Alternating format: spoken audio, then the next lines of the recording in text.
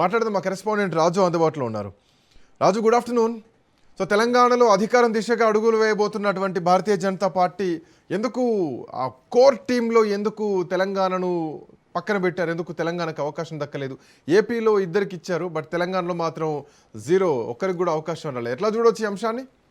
Srikanth, machine Telangana అనే పేరుతో Telangana BJP ఇటు జాతీయ నాయకత్వం నుండి రాష్ట్ర పార్టీ కూడా ఎప్పుడు చెప్పినా కూడా మిషన్ తెలంగాణ, మా తదుపరి టార్గెట్ తెలంగాణ అని చెప్పుకున్నటువంటి భారతీయ జనతా పార్టీ ప్రకటించినటువంటి తాజా జాతీయ కార్యవర్గంలో మాత్రం తెలంగాణకు మొండి చేయి చూపించారని చెప్పేసి పార్టీ వర్గాల నుంచే ఒక మాటలు అయితే వినిపిస్తూ ఉన్నాయి. పార్టీ శ్రేణులను కూడా ఇది ముఖ్యంగా పార్టీ నాయకులను ఒక విస్మయానికి గురి చేసింది ఈ ప్రకటన అని చెప్పి కూడా పార్టీలో చర్చ జరుగుతుంది. ఎందుకంటే నిన్న ప్రకటించినటువంటి బీజేపీ జాతీయ కార్యవర్గంలో నితిన్ నబీన్ ఏదైతే ఆయన జాతీయ అధ్యక్షుడిగా అయిన తర్వాత దాదాపు 7 నెలల తర్వాత ఈ కొత్త కార్యవర్గాన్ని ప్రకటించడం జరిగింది. ఆయన టీంను ప్రకటించడం జరిగింది. ఈ టీంలో దక్షిణాది రాష్ట్రాలకు, అన్ని రాష్ట్రాలకు ప్రాధాన్యత ఇచ్చారు, ఎక్సెప్ట్ తెలంగాణకు తప్ప మిగతా అన్ని రాష్ట్రాలకు ప్రాధాన్యత ఇచ్చారు. ముఖ్యంగా ఆంధ్రప్రదేశ్కు మనము చూసుకున్నట్టయితే ముగ్గురికి అక్కడ మనకు ప్రాతినిధ్యం లభిస్తూ ఉంది. ముఖ్యంగా ఎందుకంటే రామ్ మాధవ్కు ఢిల్లీ కోటా నుంచి ఇచ్చినా కూడా అతను ఏపీ వాడే కాబట్టి సో అది కూడా ఇంక్లూడ్ చేసుకుంటే సో ముగ్గురికి అక్కడికి జాతీయ కార్యవర్గంలో వచ్చాయి. దగ్గుపాటి పురంధరేశ్వరి, అదేవిధంగా రామ్ మాధవ్, ఇక్కడ విష్ణువర్ధన్ రెడ్డి, వీరు ముగ్గురికి కూడా పదవులు వచ్చాయి. కానీ తెలంగాణకు మాత్రం ఇప్పటికే ఉన్నటువంటి ముగ్గురికి పదవులు కూడా తొలగించారు, ఎవరిని కూడా ఇందులో తీసుకోలేదు. ఇప్పటికే ఓబీసీ మోర్చా జాతీయ అధ్యక్షుడిగా ఉన్నటువంటి లక్ష్మణ్ కానివచ్చు, బీజేపీ జాతీయ ఉపాధ్యక్షురాలు డీకే అరుణ కానివచ్చు, అదేవిధంగా నేషనల్ జనరల్ సెక్రటరీగా ఉన్నటువంటి బండి సంజయ్ కావచ్చు, వీళ్ళ ముగ్గురికి అయితే పదవులు దక్కలేదు. అయితే వీరి స్థానంలో కొంతమంది కొత్త ముఖాలకు ఇస్తారు, కొత్త వారికి అవకాశం ఇస్తారు తెలంగాణ నుండి అని చెప్పి ఒక చర్చ జరిగింది. ఇప్పటికే ఇక్కడ రాష్ట్ర పార్టీ ఇక్కడ నుంచి కొన్ని పేర్లు కూడా పంపినట్టుగా కూడా ప్రచారం జరిగింది. ఏది ఏమైనప్పటికీ కూడా ఇటు కొత్త వారికి ఇవ్వలేదు, ఇటు పాత వారికి ఇవ్వలేదు. అయితే జాతీయ కార్యవర్గంలో ఇప్పటి వరకు కూడా ఎన్నికలకు సిద్ధం కాబోతోంది భారతీయ జనతా పార్టీ. తెలంగాణలో అవునన్నా కాదన్న 8 మంది ఎంపీలు గెలిచారు, 8 మంది ఎమ్మెల్యేలు ఉన్నారు. సో బీజేపీకి ఇక్కడ స్కోప్ ఎక్కువ ఉంది. జిహెచ్ఎంసీ ఎన్నికలు కూడా తొందరలోనే జరగబోతున్నాయి, ఇయర్ ఎండ్కు మోస్ట్ ప్రాబబ్లీ. సో ఇట్లాంటి టైంలో ఎందుకు తెలంగాణ నుంచి అవకాశం లేకపోవడానికి గల కారణాలను ఎట్లా చూడొచ్చు? ఎందుకంటే పశ్చిమ బెంగాల్ తర్వాత మా నెక్స్ట్ టార్గెట్ తెలంగాణ అన్నారు. నితిన్ నబీన్ మొట్టమొదట, అంటే మోడీ తర్వాత నితిన్ నబీన్ కూడా రావడం జరిగింది. అటు మహబూబ్ నగర్లో అధ్యక్షుడిగా ఎన్నికైన తర్వాత మహబూబ్ నగర్లో భారీ సభ పెట్టారు, ఆ తర్వాత వరంగల్లో సభ పెట్టారు. తెలంగాణకు కొంత అవకాశం దక్కుతుందేమో అనుకున్నాం, బట్ ఇక్కడ ఉన్న వాళ్ళనే తీసేశారు. కొత్త మొహాలకు కూడా పెద్దగా అవకాశం ఇవ్వలేదు. ఎట్లా చూడొచ్చు?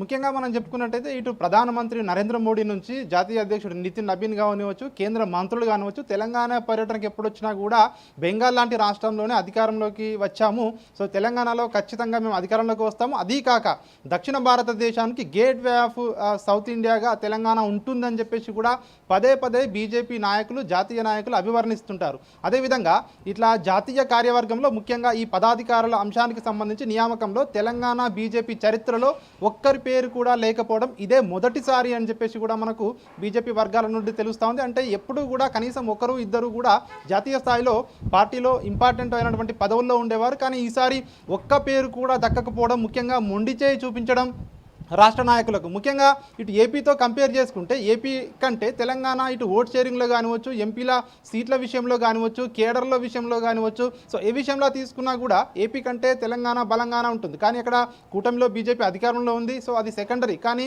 పార్టీ బలాల చూసుకున్నట్టయితే తెలంగాణలో చాలా బలం ఎక్కువగా ఉంటుంది అని చెప్పేసి చెప్పుకుంటున్నటువంటి ఆ బీజేపీ పార్టీకి మరి ఎందుకు మొండి చేయి చూపించారు అన్నటువంటి ఒక నిన్న ప్రకటించినటువంటి ప్రకటన ద్వారా అయితే విస్మయానికి గురవుతున్నారు బీజేపీ నాయకులే. సో ఏం చేయాలో, క్యాడర్కి ఏం చెప్పుకోవాలి, సో ఏ విధంగా ముందుకు వెళ్ళాలి, దీన్ని ఎట్లా రిసీవ్ చేసుకోవాలన్నటువంటి అంశానికి సంబంధించి ఏమన్నా ఎన్నికలకు లింక్ చేయొచ్చు? ఎందుకంటే ఇప్పట్లో ఎన్నికలు లేవు, జిహెచ్ఎంసీ ఎన్నికలు మినహాయిస్తే 2029 వరకు తెలంగాణలో ఎన్నికలు లేవు. గతంలో మనం జూబ్లీహిల్స్ ఎన్నికల టైంలో కూడా చూసాం, వాళ్ళు పూర్తి కాన్సన్ట్రేషన్ బీహార్ పైన పెట్టారు, ఆ తర్వాత పశ్చిమ బెంగాల్ ఎన్నికల వైపే పెట్టారు. సో ఇప్పుడు కూడా అంటే వీళ్ళ కాన్సన్ట్రేషన్ యూపీ అటు సైడ్ ఉందనుకోవాలి, అందుకే తెలంగాణను ప్రస్తుతానికి తాత్కాలికంగా పక్కన పెట్టారనుకోవచ్చా?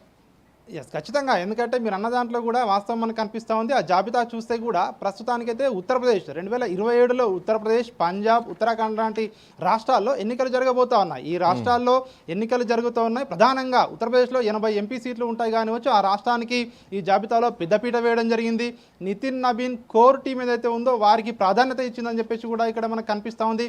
పాత వారికి కొంతమందికి మాత్రమే అవకాశం ఇచ్చి ఈసారి పూర్తిగా ప్రక్షాళన చేశారు, కొత్త వారికి ఇచ్చారు చాలా వరకు అని చెప్పేసి కూడా కూడా పార్టీ నుంచి చర్చ జరుగుతోంది. అయితే ప్రధానంగా తెలంగాణ నాయకులకు ఇందులో చోటు కల్పించకపోవడానికి రాష్ట్రంలో ఉన్నటువంటి నాయకుల మధ్య ఉన్నటువంటి విభేదాలు ఒక కారణం అని చెప్పేసి కూడా ఒకవైపు ఒక వాదన వినిపిస్తూ ఉంది. మరొక వైపు ఇటీవలే నాయకులందరూ కూడా డిన్నర్ పార్టీలు అదేవిధంగా లంచ్ మీట్లు అని చెప్పేసి కూడా ఉన్న విభేదాలన్నీ పక్కకు పెట్టారు. పార్లమెంట్ సమావేశాలు జరుగుతున్న తరుణంలో కేంద్ర మంత్రులను కలిసి రాష్ట్రానికి రావాల్సినటువంటి ఏదైతే వివిధ వినతి పత్రాలు కూడా ఇవ్వడం జరిగింది నిధుల విషయంలో. సో అందరూ ఏకతాటిపైకి వచ్చారు. ఇక మంచి పదవులు రాబోతున్నాయి అన్న తరుణంలో సో ఈ విధంగా అధిష్టానం ఒక షాక్ గురి చేసిందని చెప్పేసి కూడా రాష్ట్ర నాయకులకు ఒక మాట్లాడుకుంటున్నటువంటి పరిస్థితి అయితే కనిపిస్తూ ఉంది. సో చూడాలి మరి జిహెచ్ఎంసీ ఎన్నికలు రాబోతూ ఉన్నాయి. సో దీన్ని ఏ విధంగా ప్రజల్లోకి తీసుకెళ్లబోతా ఉన్నారు. అయితే మంత్రివర్గ విస్తరణలో అవకాశం ఉంటుందా, అదే తెలంగాణ నేతలకు ఇస్తారు అన్నటువంటి చర్చ కూడా జరుగుతూ ఉంది. ఇందులో భాగంగానే అధిష్టానం వ్యూహంలో ఇది భాగమా, సో అధిష్టానం ఏం ఆలోచిస్తుంది తెలంగాణకు పట్ల అన్నటువంటి అంశం అయితే ఎవరికి కూడా అర్థం కానటువంటి పరిస్థితిలో ప్రస్తుతం రాష్ట్ర బీజేపీ నాయకులే ఉన్నారని చెప్పి మనం చెప్పొచ్చు. Srikanth, thank you Raju, thanks for joining.